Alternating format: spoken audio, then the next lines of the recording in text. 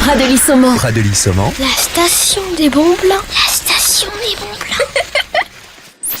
Émission spéciale montagne depuis la station de Pradely-Saumon en Haute-Savoie. Bonjour, Radio Sensation installe ses studios dans la résidence Les Soldanelles à Pradely-Saumon. Nous avons le plaisir de recevoir parmi nous Amandine, responsable des animations à l'Office de tourisme. Bonjour Amandine, nous allons aborder ensemble les animations à venir dans la station. Bonjour. Bonjour.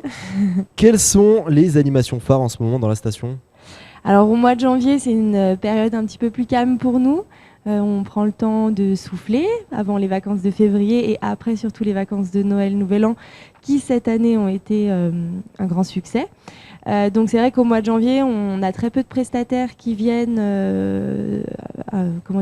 animer sur la station, mais c'est vraiment les animateurs de l'Office de tourisme qui mettent la main à la pâte et donc qui proposent des animations telles que les jeux de piste, les courses d'orientation et puis toutes ces activités made in chez nous, comme on dit à l'Office. Made in Pradely. L'un des rendez-vous les plus attendus de la semaine, c'est le pot d'accueil. C'est un moment qui est, je suppose, très apprécié par les vacanciers. Alors oui, très apprécié pour deux choses. D'abord parce qu'ils viennent prendre connaissance de l'équipe d'animation. Ils viennent s'informer sur les activités qu'ils pourront faire durant la semaine. Et surtout, on leur offre le vin chaud et le chocolat chaud. Important. Important. Il a lieu quand et à quel moment ? Alors c'est le pot d'accueil, on le propose en tout début de semaine, alors fin de semaine pour les travailleurs, mais début de semaine pour les vacanciers, c'est-à-dire le dimanche soir. Et autre moment très apprécié, incontournable, le ski nocturne. Ça se trouve où et ça a lieu quand ? Alors oui, le ski nocturne, c'est le mardi soir sur le front de neige de Chevaly, donc la piste est éclairée pour l'occasion et les remontées mécaniques restent en service.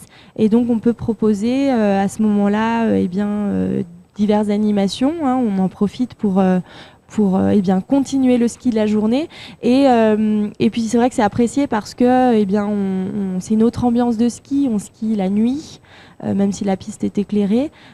Bien sûr, il faut quand même être équipé d'un forfait en cours de validité. Et c'est sur quelle piste ? Piste de Chevaly, débutant. À noter également dans l'agenda, tous les mardis, fou rire garanti avec la descente géante en luge. Les vacanciers aiment ça ? Alors oui, la descente géante en luge, c'est une animation qu'on propose exclusivement sur Saumon. C'est en forte collaboration avec le domaine skiable puisque les pisteurs font des heures sup ce jour-là pour permettre cette animation effectivement qui est très appréciée. Donc les participants prennent le télésiège de Saumon qui monte donc jusqu'au col et ensuite la descente en luge se fait sur la piste d'Amé.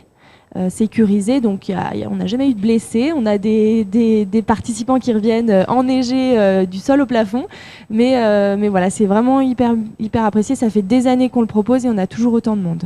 Donc c'est tous les mardis à la fermeture des pistes, c'est ça ? Voilà, tous les mardis à la fermeture des pistes, ils prennent en fait la dernière remontée mécanique, donc le derniers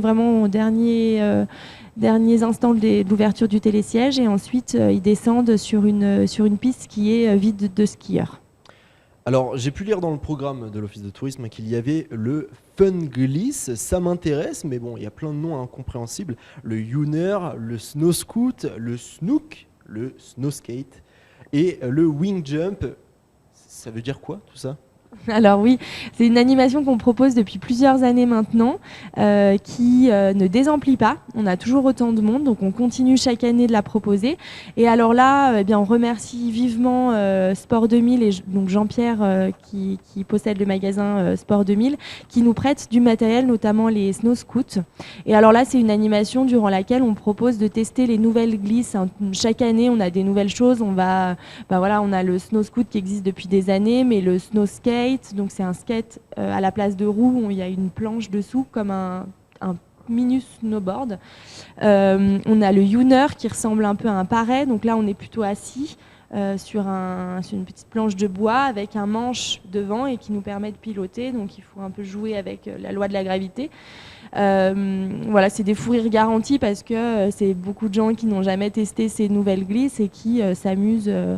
Voilà. Et en plus, cette année, on a la nouveauté au niveau du domaine skiable de pouvoir profiter du tapis. Donc au lieu de remonter la piste à pied, on la remonte en tapis et donc ça agrémente, c'est plus facile et et on est très content de cette animation. Et ça, si on veut faire cette activité, c'est à des moments précis dans la semaine ou c'est n'importe quel moment, on va chez le loueur et puis on peut... Alors, vous pouvez bien sûr retrouver le matériel qu'on propose gratuitement toute la semaine chez les loueurs. Sport 2000 propose les snow scouts, le snow skate, etc. Mais nous, au niveau de l'animation, donc qui est entièrement gratuite, on le propose. Alors, en règle générale, c'est hors vacances scolaires, en tout cas au mois de janvier, ce sera le mardi soir. Pendant les vacances scolaires, le jour peut changer parce qu'on s'adapte un petit peu en fonction des autres animations qui pourraient venir prendre le pas sur celle-ci. Mais en tout cas, chaque semaine de la saison, on a bien cette animation qui est proposée.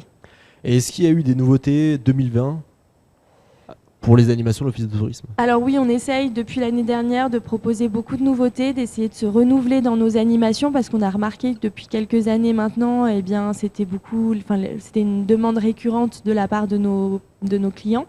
Donc oui, on a proposé de nouvelles choses, que ce soit au niveau des prestataires qui viennent. Pendant les vacances de février, on aura une animation battle drone, on aura du test de biathlon. Voilà, on a beaucoup de prestataires qui interviennent pendant les vacances. Et autrement, au niveau des animations proposées par les animateurs et réalisées par les animateurs de l'Office de tourisme, on a par exemple le concours de bonhomme de neige qui est nouveau depuis l'année dernière. Alors bien sûr, c'est une animation qui doit s'adapter à la qualité de la neige. Parfois, on est obligé de la remplacer par quelque chose, une autre animation, parce que la neige ne permet pas de faire... si la neige est un peu friable et ne s'amalgame pas, on est obligé de... Voilà, on peut pas faire une boule, donc on peut pas faire un bonhomme de neige.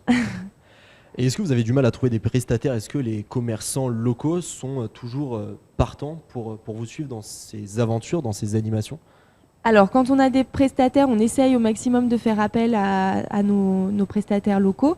Par exemple, pendant les vacances de février, on a beaucoup l'ESF qui propose des choses, mais également l'ESI, donc en tant que prestataire d'activité. Donc, c'est-à-dire que l'Office de tourisme les rémunère pour une animation. Donc, ils vont proposer du biathlon, des sorties de ski de rando, etc. Et après, on va chercher des prestataires qui parfois viennent de loin. Par exemple, à Nouvel An, on a un cracheur de feu qui a fait un spectacle de feu qui venait de Paris. Voilà. Donc ça a un coût supplémentaire, mais on ne trouve pas forcément tout ici à proximité, donc on fait venir des prestataires extérieurs qui peuvent venir des quatre coins de la France.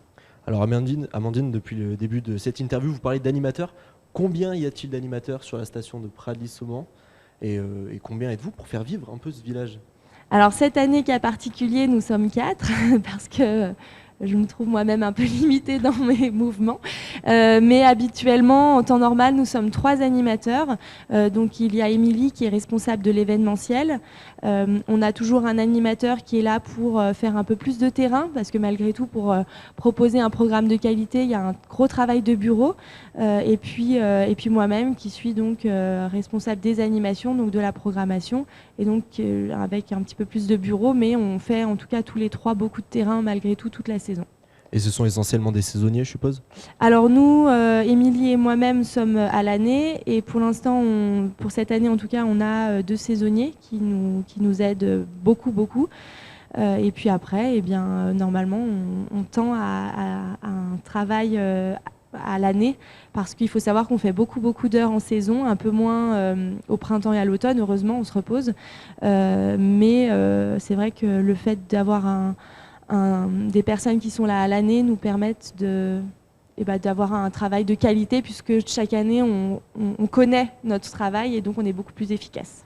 Et la saison d'animation commence à quelle date ici, à Pradly? Alors nous, on commence à proposer des animations dès le premier jour de l'ouverture du domaine skiable, avec la festive notamment, donc qui est la fête de l'ouverture de la saison, jusqu'au dernier jour. On a des animations tous les jours. Tous les jours, sauf vendredi et samedi, parce que c'est nos jours de congé malgré tout. Mais autrement, on a toute la saison, on n'a pas de pause dans la programmation. Donc un gros planning d'animation. Généralement, les vacanciers sont-ils friands de ces rendez-vous? Est-ce qu'ils sont présents à chaque rendez-vous?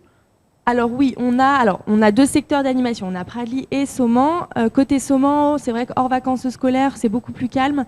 C'est pour ça qu'on met des animations sur inscription essentiellement, comme ça s'il n'y a pas d'inscrits, eh bien nous on n'a pas ce travail de préparation en amont qui nous demande beaucoup de temps pour personne. Par contre côté Pradly, on a très peu d'animations qui sont annulées pour manque de participants. Et puis après un exemple, pendant les vacances, la semaine de Nouvel An, on a plus de 400 personnes qui ont participé à nos animations. Merci beaucoup Amandine, responsable des animations de l'Office de tourisme de Pradly-Sauman. Vous pouvez retrouver ces podcasts audio et vidéo sur notre site internet et sur notre chaîne YouTube. Sensation Alpes. La radio de Pradly-Sauman.